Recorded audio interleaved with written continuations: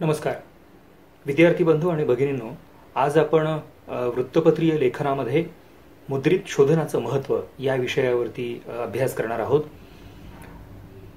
वृत्तपत्राच्या कार्यालयामध्ये वेगवेगळ्या स्त्रोतांमधून मजकूर येत असतो।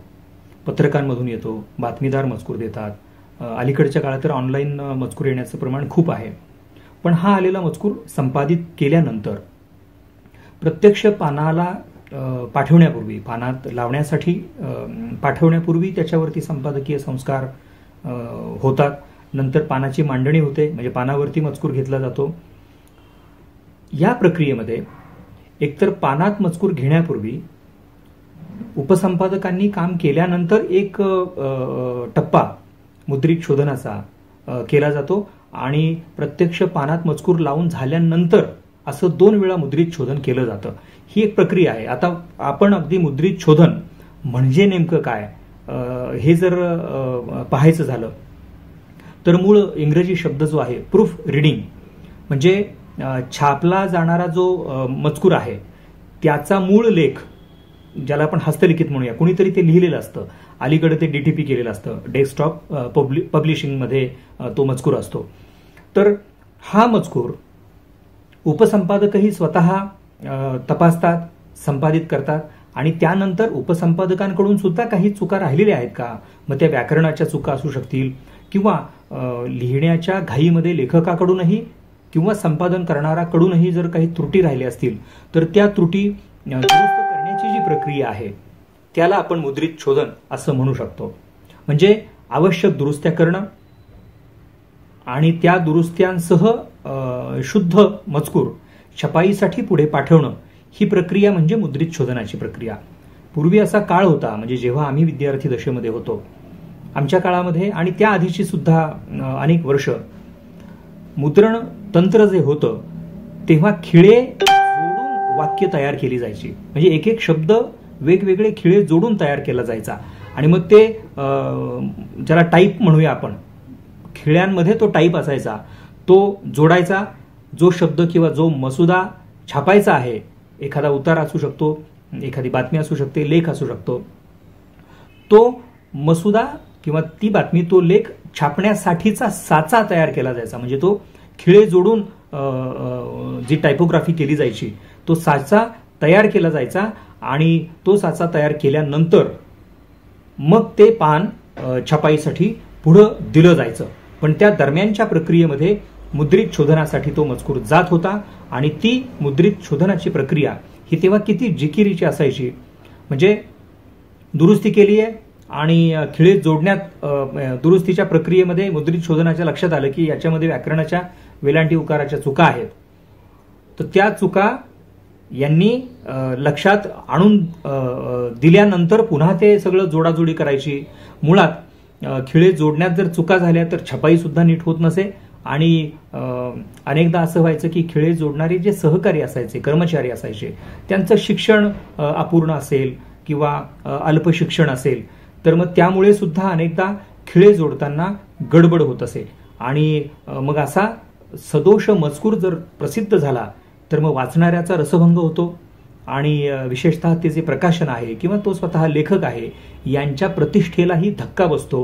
ह्या पार्श्वभूमीवर मुद्रित शोधनाचं महत्त्व हे अनन्यसाधारण महत्त्व आहे।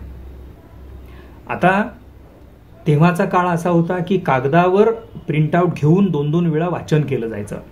आताचा काळ बदललेला आहे, संगणकामुळे छपाईचं तंत्रही बदललं, तसं मुद्रित शोधनाची प्रक्रिया सुद्धा बदललेली आहे। म्हणजे पूर्वी असं हातात कॉपी घेतली जायची, ती कॉपी आणि मूळ कॉपी, म्हणजे लेखकानं जो हस्तलिखित मजकूर पाठवलेला आहे तो आणि जो पानावरती लागलेला मजकूर आहे, अशा दोघांचं 2 सहकारी वाचन करत असत। म्हणजे एक मजकूर, कच्चा मजकूर जो होता हस्तलिखित जे असायचं ते हस्तलिखित, आणि दुसरा जो आहे तो प्रत्यक्ष जे डीटीपी केलेलं पान आहे, म्हणजे अलीकडच्या काळामध्ये डेस्कटॉप पब्लिशिंगवर तयार झालेलं जे पान आहे, ऑनलाईन पान म्हणूया आपण, असे दोघे जण मुद्रित शोधन करायचे। आणि आधीचा काळ तर मी आपल्याला सांगितला, खिळे जोडून जे शब्द तयार व्हायचे त्याच्या मुद्रणाची प्रक्रिया जिकिरीची असायची। असा सगळा जो प्रवास झालेला आहे त्यातलं मुद्रित शोधन ही प्रक्रिया विशेषतः आशयाच्या दृष्टीनं जे काही लेख बातम्या प्रसिद्ध होणार आहेत वृत्तपत्रामध्ये, त्या प्रसिद्धीच्या दृष्टीनं अचूकता आणण्यासाठी मुद्रित शोधकांची जबाबदारी ही अतिशय महत्त्वाची मानली गेलेली आहे. त्यामुळं तो जो कुणी व्यक्ती असेल मुद्रित शोधन करणारा, त्याला भाषेचं चांगलं ज्ञान अपेक्षित आहे, त्याला व्याकरणाचं चांगलं ज्ञान अपेक्षित आहे. चुका सुधारण्यासाठीच जणू मुद्रित शोधकाचा जन्म झालेला आहे असं त्या काळामध्ये सुद्धा आमचे सहकारी म्हणायचे की अगदी संपादकांनी लिहिलेल्या अग्रलेखातलं सुद्धा व्याकरण किंवा अगदी काही वेळा लिहिण्याच्या घाईमध्ये संपादकांकडून आशयाचा सुद्धा जर एखादा काही गंभीर मुद्दा चुकीच्या पद्धतीनं परिवर्तित झालेला असेल, लिहिला गेला असेल, तर त्याच्यावरही मुद्रित शोधक साहेब तुम्हाला नेमकं असंच म्हणायचं आहे ना, कारण वाक्याचा अर्थ तर असा असा होतो आहे असं सांगण्याचा अधिकार किंवा मोकळेपणा, हक्क हा त्या मुद्रित शोधकाला असतो. एवढं दैनिकाच्या जीवनामध्ये किंवा वृत्तपत्रीय क्षेत्रामध्ये मुद्रित शोधकांचं महत्त्व हे अनन्यसाधारण आहे. आता आपण हे समजून घेऊया की वृत्तपत्र असतील, साप्ताहिक असतील, नियतकालिका असतील किंवा वेगवेगळे ग्रंथ, दिवाळी अंक, अगदी बँकांचे प्रसिद्ध होणारे वार्षिक अहवाल, सहामाही अहवाल, कंपन्यांचे तिमाही अहवाल किंवा त्यांचं सुद्धा वार्षिक अहवाल जे प्रसिद्ध होतात, ते अनेकदा असं प्रचंड मजकूर असं ऐनवेळी रात्री येतो आणि त्याचं डीटीपी झालेलं असतं, त्याचं डिझाईन झालेलं असतं. ते प्रूफ मुद्रित शोधकाला तपासावं लागतं. त्यामुळे ही जबाबदारी फार जिकिरीची आहे. अगदी पानं छापायला देईपर्यंत त्यातल्या शुद्धतेसाठी मुद्रित शोधक आग्रह करत असतात. म्हणजे अनेकदा तर असं होतं की अंक छापून आल्यानंतर सुद्धा मुद्रित शोधक एखादी राहून गेलेली गंभीर चूक लक्षात आणून देतो. म्हणजे आपण आता अभ्यासकच आहोत म्हणून मला एक थेट लाईव्ह उदाहरण आपल्याला सांगायचं आहे की जे प्रतिष्ठित दैनिकाच्या अंकाच्या पहिल्या पानात घडलेली घटना आहे की 36 पॉइंटामध्ये अटल बिहारी वाजपेयी यांना विरोध असं शीर्षक अपेक्षित होतं आणि प्रत्यक्षात छापून मात्र अटल बिहारी वाजपेयी यांना निरोध असं छापून आलं. तो अंक थांबवावा लागला, छपाई थांबवावी लागली आणि त्यानंतर मग हा गंभीर शब्द होता.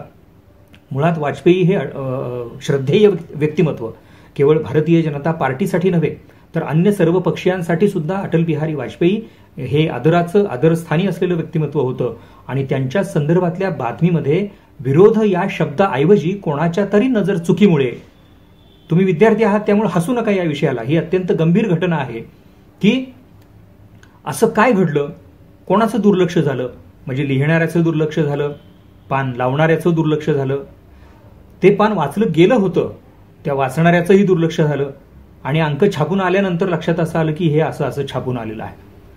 ही गंभीर गोष्ट घडते आणि तिथं मुद्रित शोधकाचं महत्त्व हे अधोरेखित होतं. मग ती दुरुस्ती केली गेली आणि त्याच्यानंतर मग तो अंक पुढे गेला, पण तरी सुद्धा काही अंक जो जायचा होता तो बाजारात गेलेलाच होता, म्हणजे पुढे सरकलेला होता, पार्सल पुढे सरकलेलं होतं. ही घटना मला सांगण्याचा माझा हेतू कृपया लक्षात घ्या. त्यातला विरोध आणि निरोध ह्या दोन शब्दांमधलं गांभीर्य तुम्ही लक्षात घ्या. आणि असं खूपदा घडू शकतं. वृत्तपत्राच्या कामकाजामध्ये ताणतणावाचे सगळे प्रसंग असतात. अशा प्रसंगांमध्ये अशा चुका होत असतात आणि ह्या चुका दुरुस्त करणारं व्यक्तिमत्व म्हणजे मुद्रित शोधक. ह्या मुद्रित शोधन प्रक्रियेची आपण माहिती घेऊया की मुळात हे मुद्रित शोधन करणाऱ्यांना जे ज्ञान अपेक्षित आहे, व्याकरणाचं ज्ञान, शब्दांचं ज्ञान, आशय गर्भता, हे सगळे गुण त्याला अपेक्षित असतात. आणि अलीकडच्या काळात तर सरकारनंच स्वतः एक नियमावली तयार केलेली आहे शुद्धतेच्या संदर्भात. आपण त्या नियमावलीचं, जे नियम शासनानं केले त्या नियमांचं अवलोकन करूया. एका पॅकेजच्या द्वारे आपण ते पाहूया. मराठी शुद्ध लेखनाचे नियम.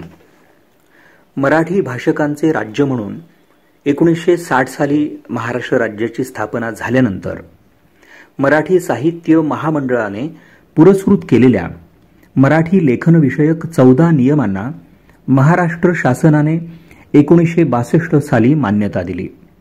पुढे 1972 मध्ये महामंडळाने यात आणखी 4 नियमांची भर घातली. मराठी साहित्य महामंडळ हे महाराष्ट्रातील साहित्य संस्थांचे प्रातिनिधिक मंडळ आहे.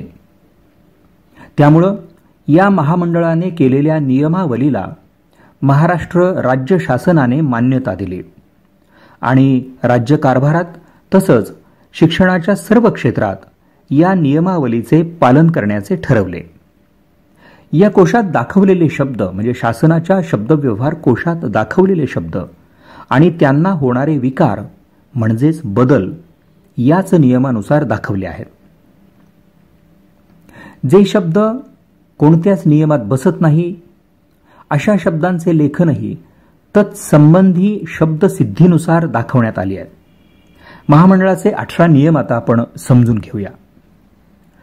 स्पष्टोच्चारित अनुनासिकाबद्दल शीर्षबिंदू द्यावा.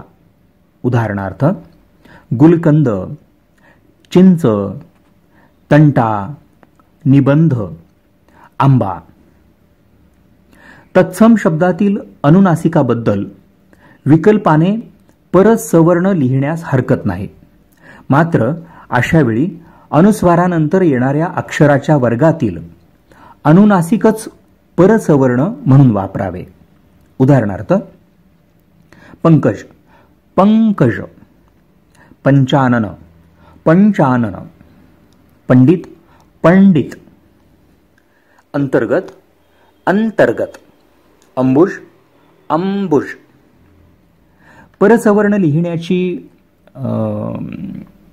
जी सवलत आहे ती फक्त तत्सम शब्दांपुरती मर्यादित आहे. संस्कृत नसलेले मराठी शब्द हे शीर्षबिंदू म्हणजे अनुस्वार देऊनच लिहावेत. उदाहरणार्थ दंगा, झांज, बंड, खंत, संप हे शब्द दंगा, झांज, बंड, खंत, संप असे लिहू नयेत. अर्थभेद स्पष्ट करण्यासाठी कधीकधी परसवर्ण जोडून शब्द लिहिणे योग्य ठरते. उदाहरणार्थ वेदांत हे वेदांमध्ये आहे, पण वेदांत हे तत्वज्ञान आहे. देहांत म्हणजे शरीरामध्ये आणि देहांत म्हणजे मृत्यू. काही शब्दांमधील अनुस्वारांचा उच्चार अस्पष्ट असतो. कधीकधी तो उच्चारला देखील जात नाही.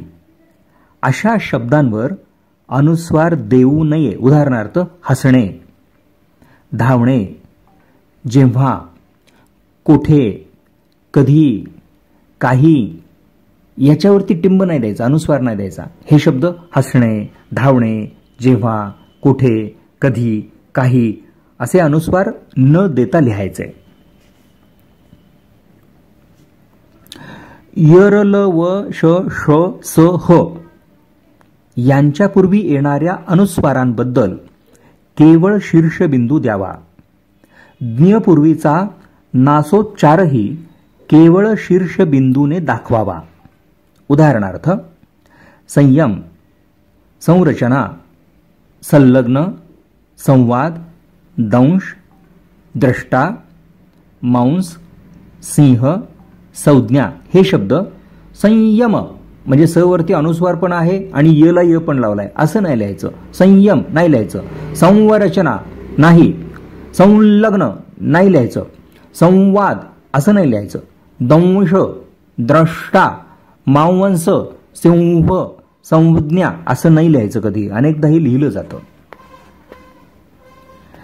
नामांच्या किंवा सर्वनामांच्या अनेक वचनी सामान्य रूपांवर विभक्ती प्रत्यय आणि शब्दयोगी अव्यय लावताना अनुस्वार द्यावा. उदाहरणार्थ लोकांना, मुलांनी, तुम्हांस, लोकांसमोर, घरांपुढे. आदरार्थी बहुवचनाच्या वेळी असा अनुस्वार दिला पाहिजे. उदाहरणार्थ राज्यपालांचे, मुख्यमंत्र्यांचा, तुम्हाला, आपणांस, शिक्षकांना, अध्यक्षांचे,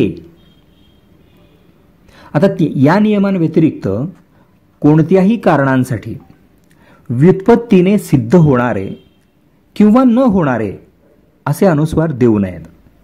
या नियमानुसार घरे, पाच, करणे, काळी, नाव, का, काच, जो, घरी हे शब्द घरे, पाच, करणे, काळी, नाव, का, काच, जो, घरी असे लिहावेत.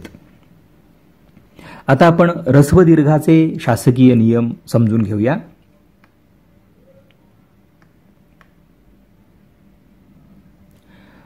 मराठीतील तत्सम इकारांत आणि उकारांत शब्द हे दीर्घांत लिहावे, म्हणजे दीर्घ लिहावे. म्हणजे उदाहरणार्थ कवी, कवीला पहिली वेलांटी नाही द्यायची.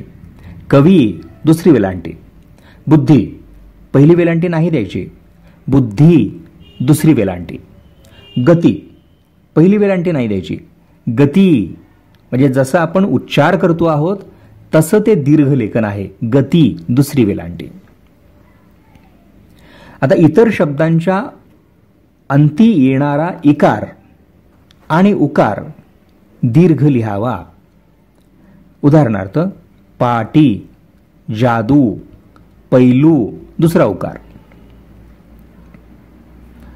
परंतु यथामती, तथापि ही तत्सम अव्यय ही ऱ्हस्वांत लिहावीत.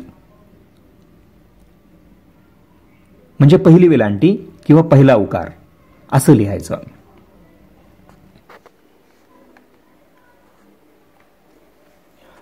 व्यक्तिनामे, ग्रंथनामे, शीर्षके आणि सुटे ऱ्हस्वांत तत्सम शब्द मराठीमध्ये दीर्घांत लिहावेत.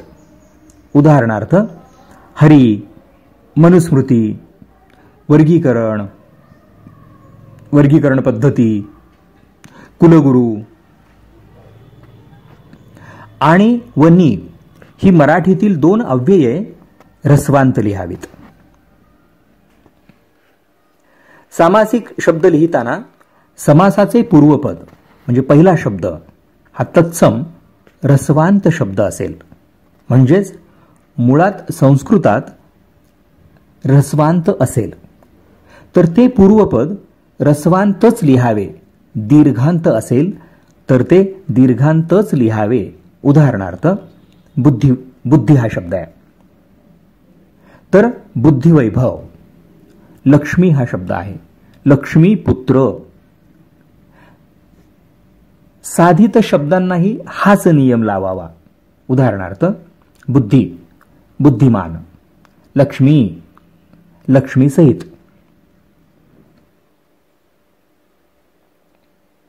विद्यार्थीन, गुणीन, प्राणीन, पक्षीन यांसारखे इन अंत शब्द मराठीमध्ये येतात तेव्हा त्यांच्या शेवटी असलेल्या न चा लोप पावतो आणि उपांत्य ऱ्हस्व अक्षर हे दीर्घ होते.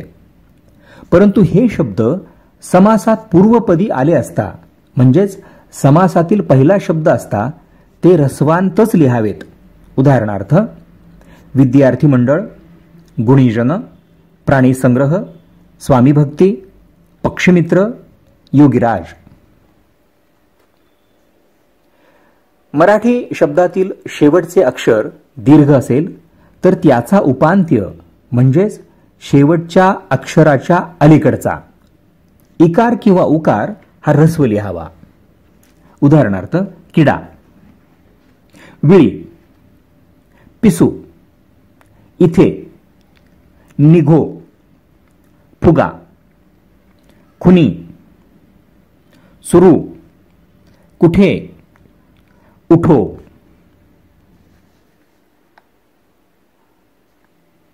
मात्र तत्सम शब्दांना हा नियम लागू नाही. तत्सम शब्दातील उपांत्य इकार किंवा उकार मुळाप्रमाणे ऱ्हस्व किंवा दीर्घ लिहावेत. उदाहरणार्थ दक्षिणा, गीता, अनुज्ञा, पूजा. मराठी आकारांत शब्दांचे अकारांत लक्षात घ्या. मराठी अकारांत शब्दाचे उपांत्य इकार आणि उकार हे दीर्घ लिहावेत. उदाहरणार्थ कठीण, नीट, रतीब, विहीर, ऊस, चिरूट, तूप, मूल. आता तत्सम म्हणजे मुळात संस्कृत असलेल्या अकारांत शब्दातील उपांत्य इकार आणि उकार हे मुळाप्रमाणे ऱ्हस्व किंवा दीर्घ लिहावेत. उदाहरणार्थ गणित, विष, गुण, मधुर, दीप, न्यायाधीश, रूप, व्यूह.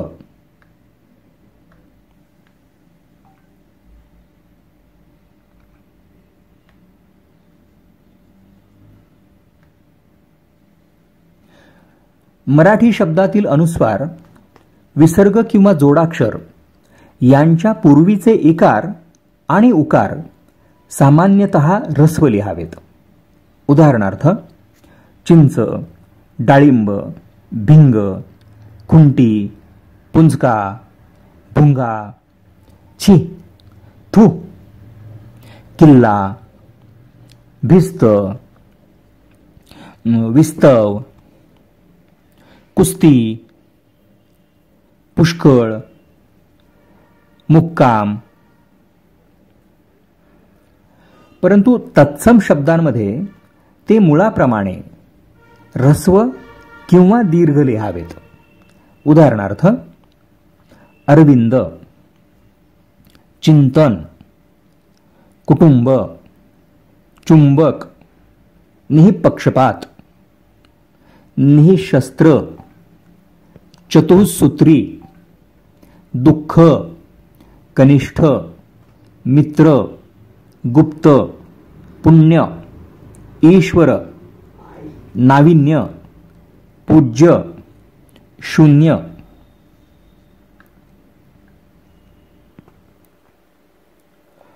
उपांती दीर्घ ई किंवा उ असलेल्या मराठी शब्दांचा उपांत्य ईकार किंवा उकार हा उभयवचनी सामान्य रूपांच्या वेळी ऱ्हस्व लिहावा. उदाहरणार्थ गरीब, गरीबाला, गरीबांना, म्हणजे गरीब गरीबाला किंवा गरीबांना. चूल, चुलीला किंवा चुलींना. आता याच्यामध्ये अपवाद काय, तर दीर्घोपांत्य तत्सम शब्द हा अपवाद आहे याच्यामध्ये. उदाहरणार्थ परीक्षा, परीक्षेला, परीक्षांना, दूत, दूताला, दूतांना. मराठी शब्द 3 अक्षरी असून त्याचे पहिले अक्षर दीर्घ असेल तर अशा शब्दाच्या सामान्य रूपात उपांत्य ई, उ यांच्या जागी अ आल्याचे दिसते. उदाहरणार्थ बेरीज, बेरजेला, बेरजांना. लाकूड, लाकडाला, लाकडांना. मात्र पहिले अक्षर ऱ्हस्व असल्यास हा अ विकल्पाने होतो. उदाहरणार्थ परीट तर परटास, परटांना. शब्दाचे उपांत्य अक्षर ई किंवा उ असेल तर अशा शब्दाच्या उभयवचनी सामान्य रूपाच्या वेळी ईच्या जागी य आणि ऊच्या जागी व असे आदेश होतात. उदाहरणार्थ काईल, कायलीला, कायलींना. देऊळ, देवळाला किंवा देवळांना. पुल्लिंगी शब्दाच्या शेवटी सा असल्यास त्या जागी उभयवचनी सामान्य रूपाच्या वेळी शा होतो, श्या नाही. लक्षात घ्या. उदाहरणार्थ घसा, घशाला, घशियाला असं नाही. घशांना. ससा, सशाला, सशांना.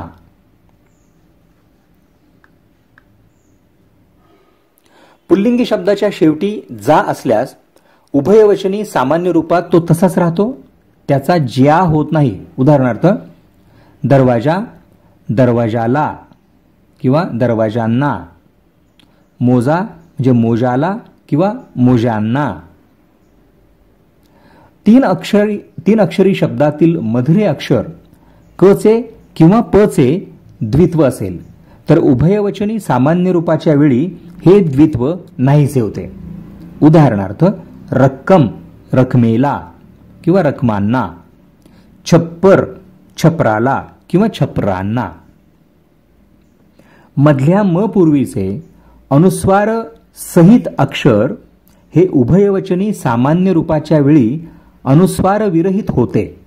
उदाहरणार्थ किंमत, किमतीला किंवा किमतींना. गंमत, गमतीला किंवा गमतींचा.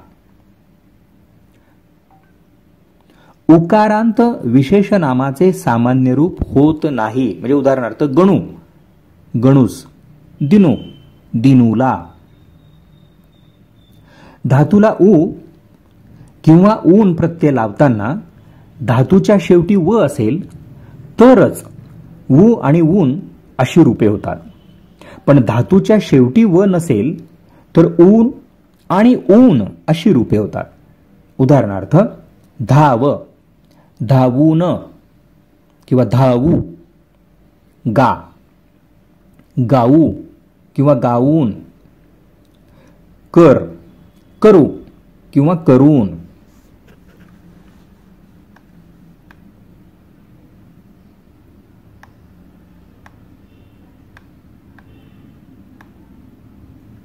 आता किरकोळ नियम.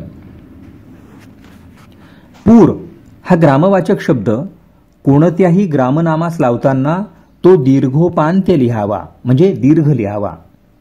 उदाहरणार्थ नागपूर, तारापूर, सोलापूर, इंदापूर. नियम 10. कोणता एखादा ही रूपे लिहावीत. उदाहरणार्थ म्हणजे कोणचा किंवा एकादा ही रूपे लिहू नयेत. नियम 11. खरी खरी, हळूहळू यासारख्या पुनरुक्त शब्दातील दुसरा आणि चौथा हे स्वर मूळ घटक शब्दांमध्ये ते दीर्घ असल्याने दीर्घच लिहावेत. परंतु पुनरुक्त शब्द नादानुकारी असतील तर ते उच्चाराप्रमाणे ऱ्हस्व लिहावेत. उदाहरणार्थ दुडुदुडू, ऋणुझुणू, लुटुपुटू. नियम 12.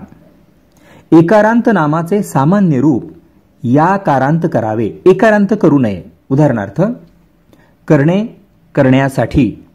फडके, फडक्यांना. म्हणजे करणेसाठी असं नाही करायचं, करण्यासाठी म्हणायचं. फडके, फडकेंना असं नाही म्हणायचं, फडक्यांना. नियम 13. लेखनात पात्राच्या किंवा वक्त्याच्या तोंडी बोलण्याची भाषा घालावी लागते. त्यावेळी तिचे स्वरूप हे बोलण्यातील उच्चाराप्रमाणे अनुस्वारयुक्त असावे. उदाहरणार्थ असं केलं, मी म्हटलं, त्यांनी सांगितलं. अन्य प्रसंगी ही रूपे एकारांत लिहावी. उदाहरणार्थ असे केले, मी म्हटले, त्यांनी सांगितले. हे लक्षात घ्या. म्हणजे हे नुसतं व्याकरण नाही तर आपली भाषा समृद्धीची ही एक प्रकारे आपल्याला संधी आहे. आणि हे शासनाचे नियम जे आहेत तुम्ही जर समजून घेतले तर तुमचं मराठी लेखन हे प्रभावी, शुद्ध, विशुद्ध होऊन जाईल. नियम 14. क्वचित, कदाचित, अर्थात, अकस्मात, विद्वान यासारखे मराठीत रूढ झालेले तत्सम शब्द अकारांत लिहावेत.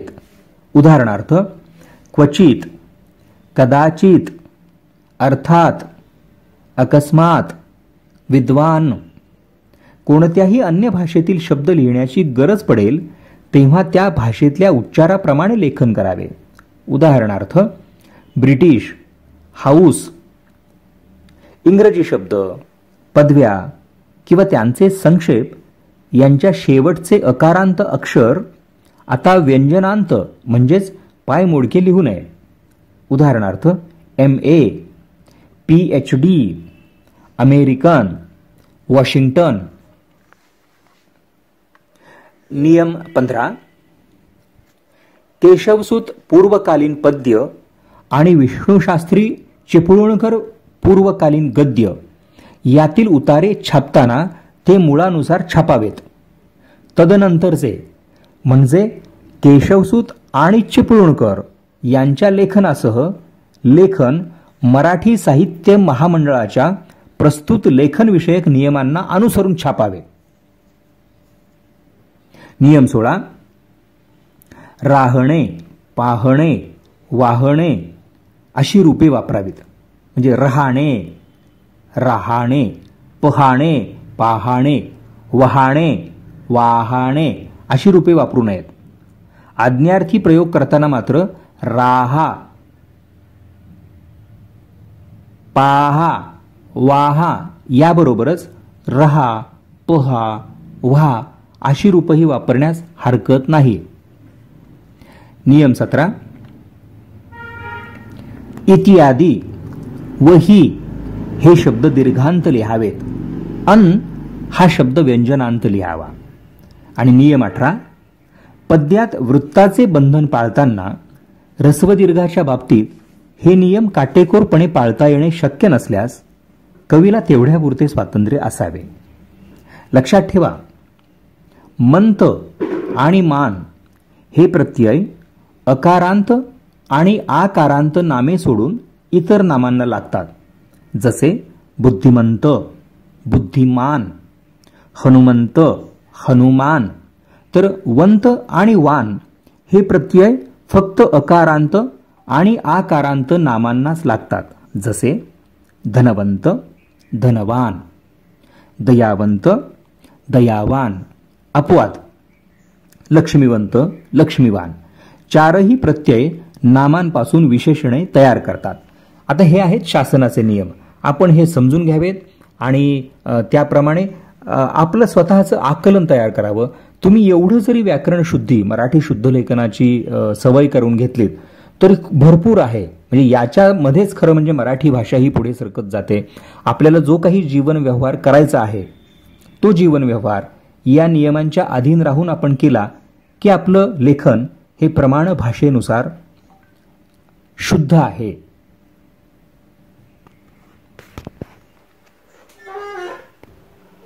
व्याकरणासंदर्भात शासनाची नियमावली आपण पाहिली. मुद्रित शोधनाच्या बाबतीमध्ये प्रत्येकानं ज्यांना कोणाला आपला मजकूर, आपलं लेखन हे शुद्ध असलं पाहिजे अशी भूमिका घ्यायची आहे. त्या प्रत्येकानं मला असं वाटतं की मुद्रित शोधनाची प्रक्रिया गंभीरपणे घ्यावी. कारण जर तुम्हाला स्वतःला त्याचं भान आलं, भाषा शुद्धीचं, आशय व्यवहाराचं आणि प्रूफ तपासणं म्हणजे मुद्रित शोधन करणं याचं, तर तुम्ही स्वतःच तुमची कॉपी ही तपासू शकता. आपण लेखकच आहोत, उद्याचे लेखक आहोत, उद्याचे पत्रकार आहोत, तर आपल्याला मुद्रित शोधन समजून घेतलं पाहिजे. अन्यथा कसं होतं की वर्षानुवर्ष एखादा शब्द आपण चुकीचाच लिहित असतो. म्हणजे आपल्याला माहीतच नसतं की ही जे लिहितोय आपण ती व्याकरणदृष्ट्या ही चूक आहे, आशयाच्या दृष्टीनं त्याच्यामध्ये उच्चारांमधून काही चुका होत आहेत. या सगळ्यावरती जर आपल्याला चांगला मार्ग काढायचा असेल तर मुद्रित शोधनाकडे किंवा या सगळ्या परिभाषेकडे तुम्ही सर्वांनी गंभीरपणे पाहावं असं मला वाटतं. आपण पाहिलं की ज्याला कोणाला व्याकरण नीट समजतं त्याची वाक्यरचना सुद्धा प्रभावी होते. उच्चारापासून ते लेखनापर्यंत तो प्रभाव टाकू शकतो. त्यामुळे मला असं वाटतं, मी हे आवाहन आपल्याला करतो आहे की केवळ वृत्तपत्रीय लेखनाशी संबंधित किंवा वृत्तपत्र क्षेत्राशी संबंधितच आपण मुद्रित शोधनाकडे पाहावं का, तर असं अजिबात नाही.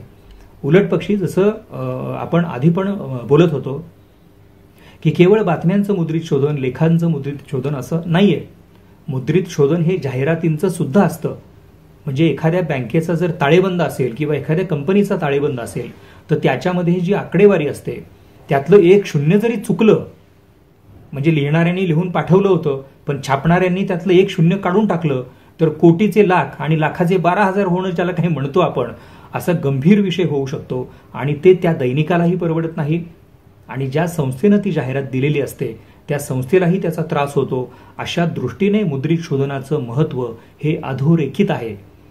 म्हणून आपल्याला ही प्रक्रिया समजून घ्यायची आहे. म्हणजे लेखकांकडून प्रमाण लेखनामध्ये सुद्धा अनवधानानं त्रुटी राहू शकतात.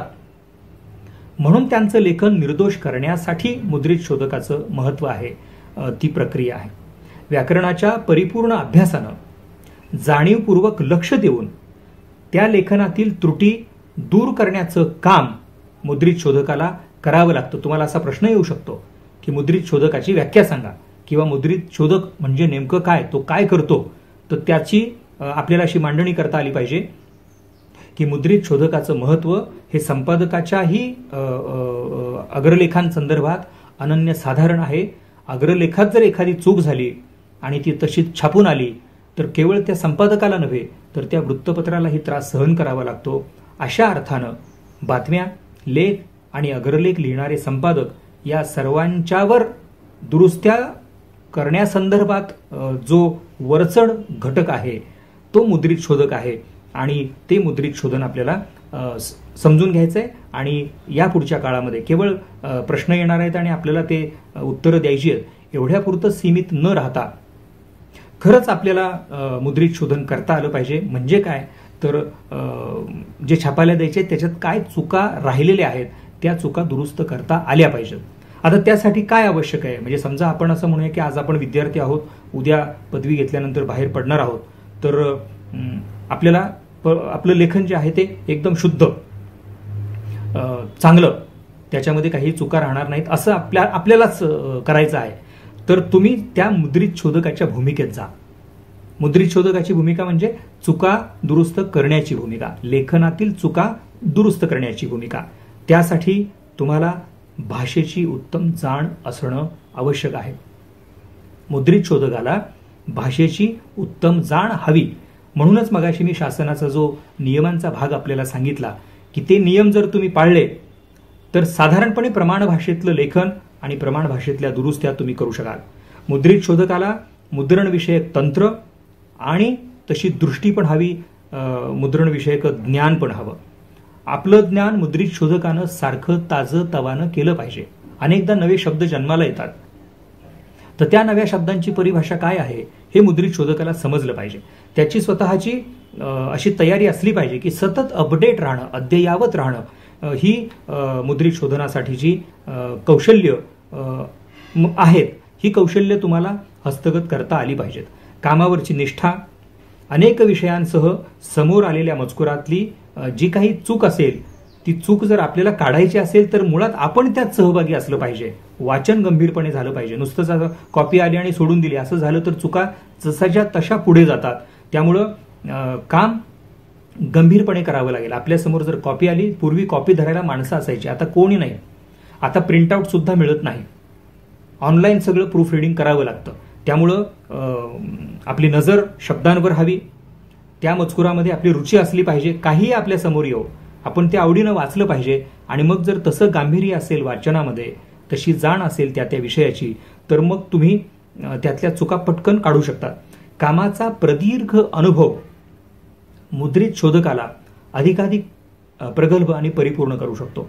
त्यामुळं आपण असं म्हणूया की तुमच्यापैकी कोणाला जर मुद्रित शोधक व्हायचं असेल तर मुद्रित शोधनाचे काही छोटेखानी अभ्यासक्रम सुद्धा आता उपलब्ध आहेत. ते अभ्यास तुम्ही करावेत.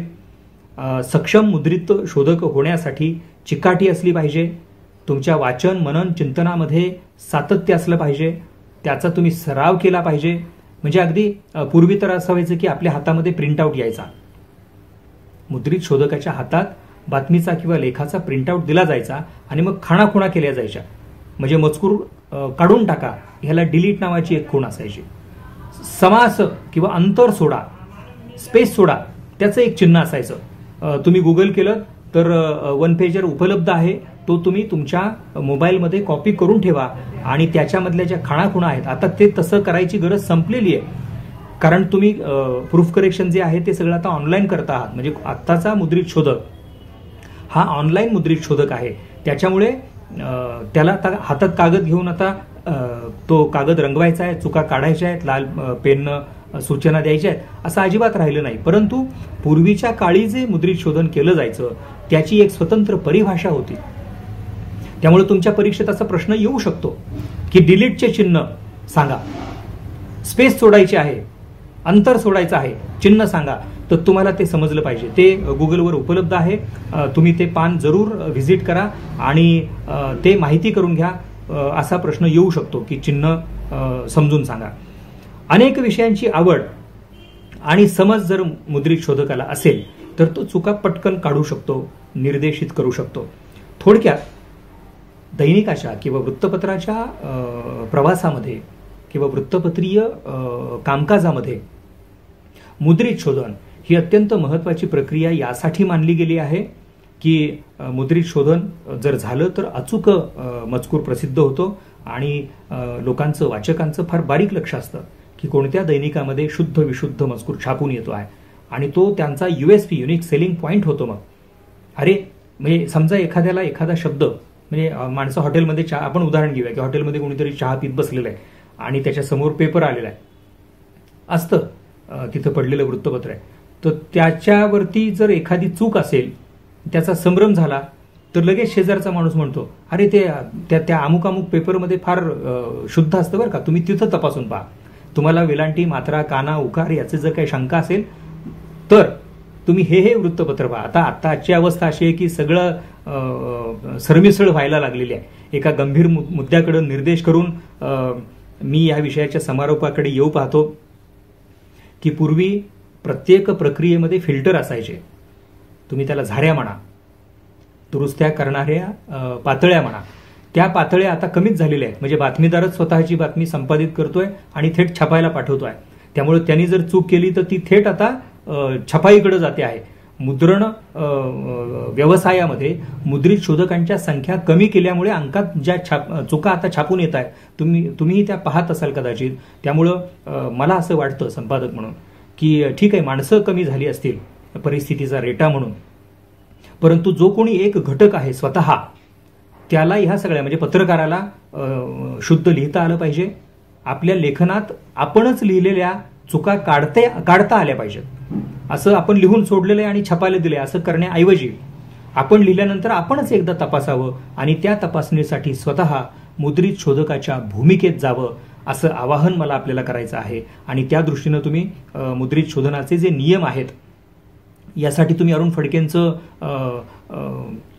छोटेखानी पुस्तिका आहे ती जरूर वाचा की व्याकरणाच्या दृष्टीनं पॉकेट साईजचं ते आहे. ती पुस्तिका तुम्ही पहा. त्याच्यामध्ये सगळ्या सूचना आहेत आणि त्या सूचना समजून घेऊन आपण मुद्रित शोधनाचं तंत्र अवगत करूया. तुम्हाला मुद्रित शोधनाच्या विषयामध्ये भाषेच्या संदर्भात प्रश्न येऊ शकतो. म्हणजे भाषा म्हणजे काय, भाषेचे महत्त्व सांगा. तर तुम्हाला असं लिहिता आलं पाहिजे की आपल्या मनातील विचार किंवा भावना, आपल्या आतमध्ये जे विचारांचं द्वंद्व चाललेलं असतं, आपल्या आत जे वाटत राहतं, आपल्याला जे काही वाटतं ते व्यक्त करण्यासाठीची जी काही भूमिका आहे किंवा जे काही साधन आहे त्याला आपण भाषा असं म्हणू शकतो. म्हणजे जे बाहेर येत आहे, म्हणजे आपल्या भावना व्यक्त करण्यासाठी माणसाच्या मुखातून, तोंडातून निघालेला ध्वनी जो आहे त्या ध्वनीमधून शब्द तयार होतात, त्या शब्दामधून भाषा तयार होते. त्यामुळे आपल्या मनातले विचार किंवा आपल्या भावना व्यक्त करण्यासाठी मुखाद्वारे निघालेला आपला जो काही शब्द समूह असेल तो शब्द समूह म्हणजे भाषा, असं उत्तर तुम्ही देऊ शकता.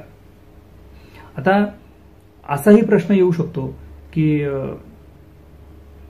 मुद्रित शोधन आवश्यक आहेच का, असल्यास का?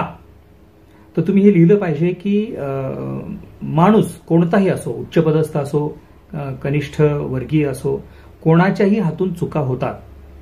लिहिण्याच्या ओघात होतात किंवा विचारांच्या तंद्रीमध्ये माणूस असतो म्हणून चुका होतात. त्यामुळं मुद्रित शोधन आवश्यक आहे. म्हणजे अगदी संपादकानं, आमच्याकडे तर अशी पद्धत होती की मी लिहिलेला अग्रलेख आमचे वरिष्ठ उत्तम कांबळे तपासायचे आणि उत्तम कांबळे यांनी लिहिलेला अग्रलेख प्रल्हाद कुलकर्णी नावाचे प्रूफ रीडर तपासायचे. किंवा अनेकदा ते आपल्या सहकाऱ्यांना पण सांगायचे, अरे हे मी लिहिले जरा बघ बरं तू. आणि मग लिहिण्याच्या ओघामध्ये एखादा शब्द जर राहून गेलेला असेल किंवा काहीतरी वेगळं वाटत असेल तर संबंधित सहकारी येऊन त्यांना सांगायचं की साहेब इथं काहीतरी कमी जास्त वाटतंय. मग ते कमी जास्त म्हणजे राहून गेलेली गोष्ट, या अर्थानं मुद्रित शोधन हे आवश्यक असतं.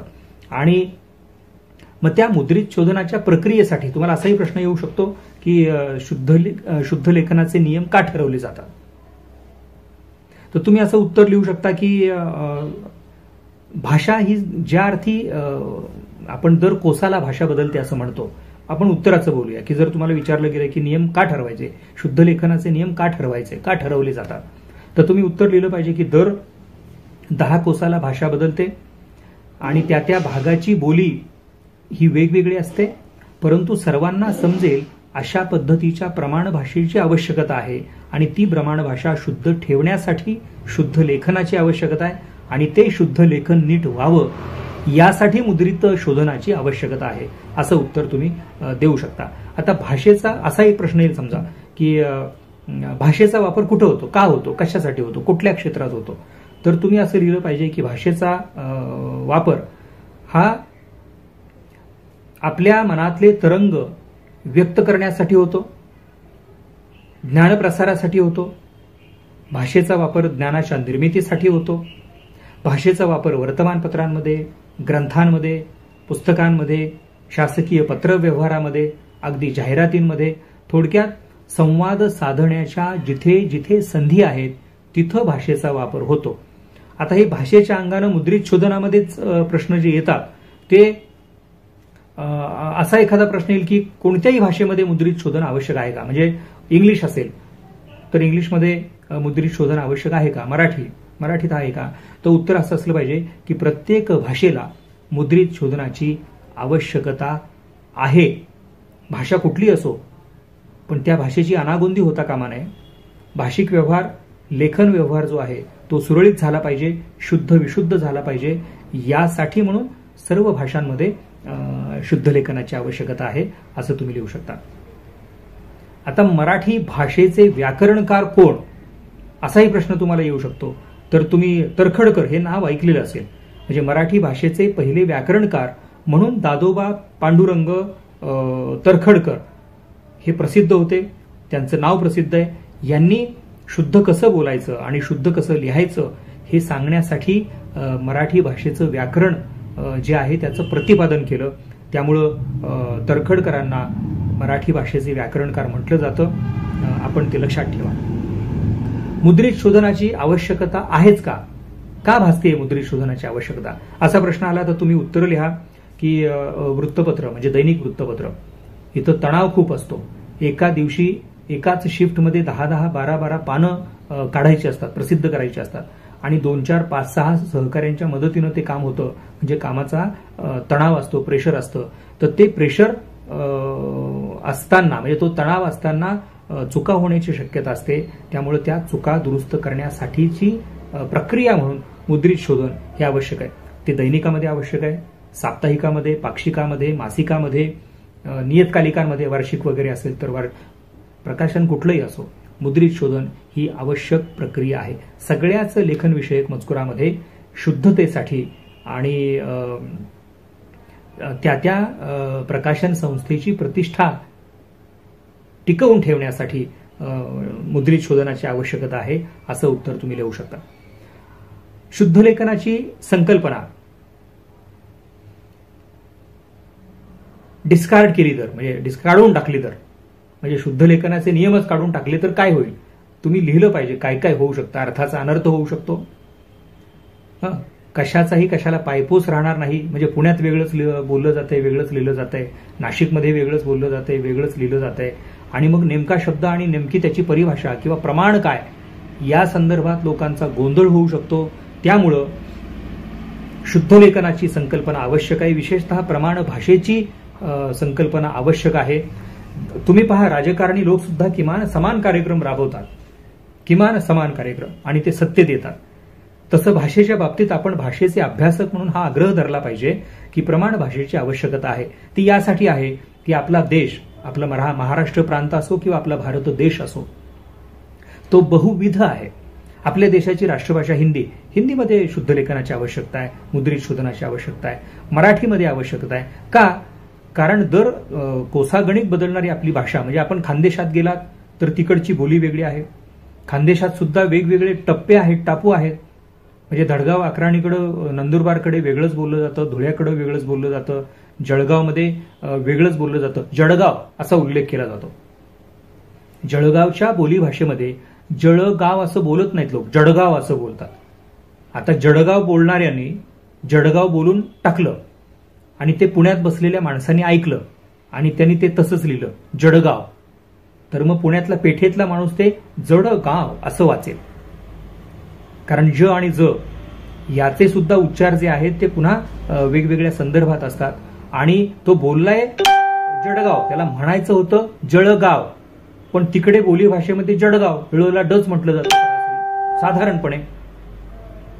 म्हणून मग बोली भाषा आणि लेखी भाषा यातला जो गुणात्मक फरक आहे याचा आग्रह आपण धरला पाहिजे आणि प्रमाण भाषेचाही आग्रह आपण धरला पाहिजे. आणि त्यासाठी शुद्ध लेखनाची संकल्पना, त्यासाठी मुद्रित शोधनाची संकल्पना ही आवश्यक बाब आहे, असा आग्रह आपल्याला करावा लागेल. असा प्रश्न आला तर तुम्ही हे आवर्जून लिहा की माणूस कुठेही जावो, कुठेही राहो, पण लिखित मुद्रित माध्यम जे आहे त्या मुद्रित माध्यमाचं सामंजस्य, सर्वसमावेशकता टिकून राहण्यासाठी, शुद्धता टिकून राहण्यासाठी शुद्ध लेखनाची, मुद्रित शोधनाची, प्रमाण भाषेची आवश्यकता आहे.